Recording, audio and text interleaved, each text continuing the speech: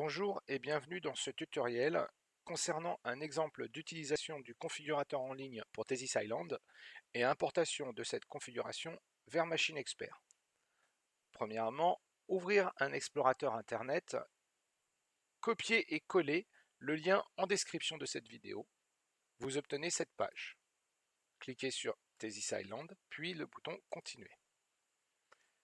Sélectionnez l'unité de puissance désirée, la tension désirée, la largeur maximale de votre armoire ou la largeur maximale autorisée pour l'îlot, le bus de terrain approprié, l'orientation de l'îlot dans l'armoire. Si la température ambiante dans l'armoire est supérieure à 50 degrés, cochez la case.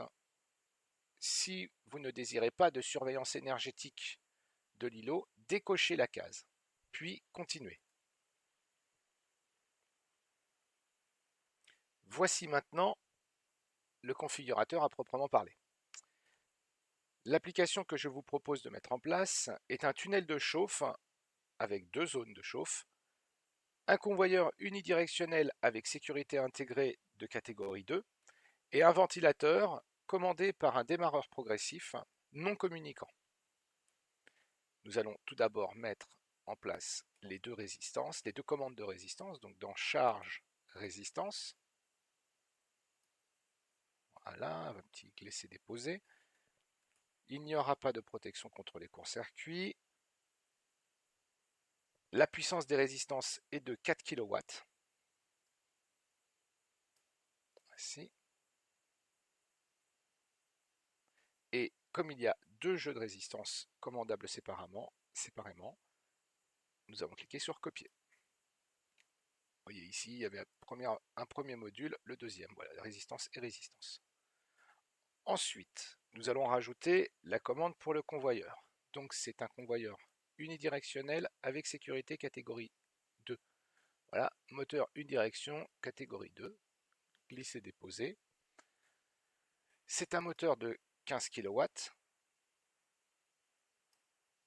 Voilà, service intensif et une protection contre les courts-circuits. De plus, un capteur de température est présent sur le moteur. Voici. Donc, ici, en cliquant sur ce capteur de température, une entrée analogique a été rajoutée. Voilà.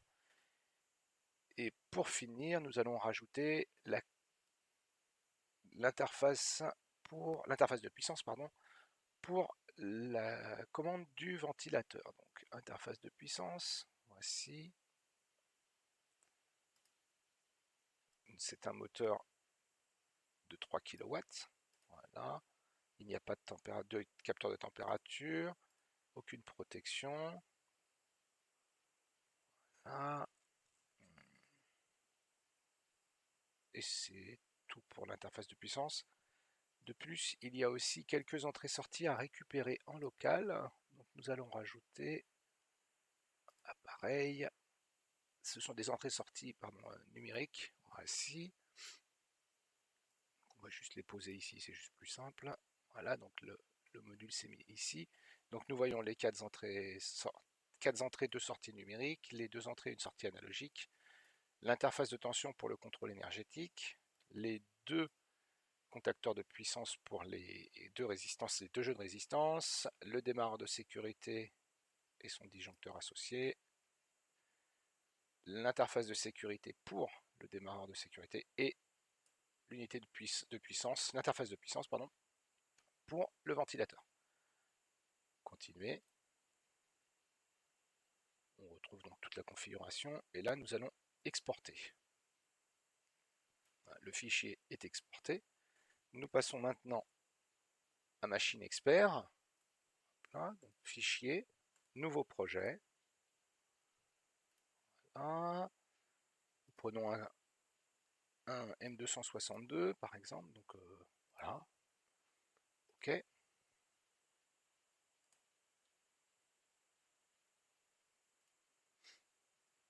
Le projet est en cours de création.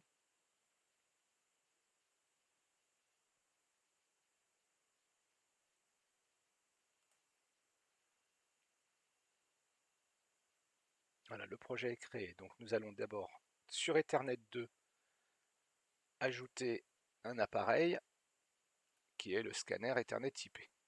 Ajouter.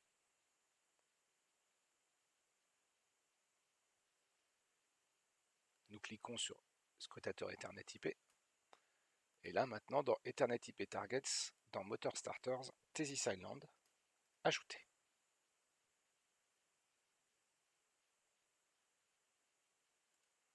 J'en ai rajouté deux, pas grave.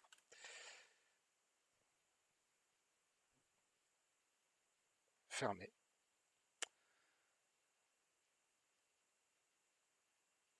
Dans Ethernet 2, nous allons mettre une adresse IP pour cet adaptateur. Donc, par pur exemple, 192.168.0.62, un masque standard pour ce type de classe. Nous allons maintenant sur le module Thesis Island, paramètres de la cible, adresse IP fixe, par pur exemple, voilà, 192.168.0.1.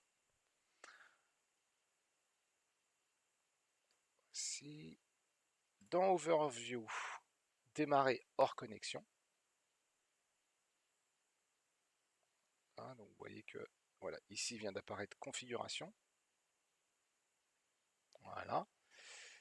Et nous allons faire appareil, importer, importer le format Thesis Island Configurator. La topologie sera modifiée, effectivement. Là, il n'y a que la tête de l'îlot. Et là, dans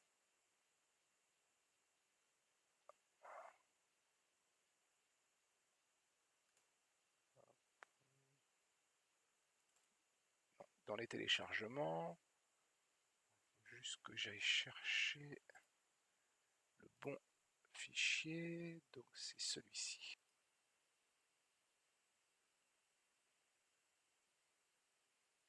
Voici donc l'interface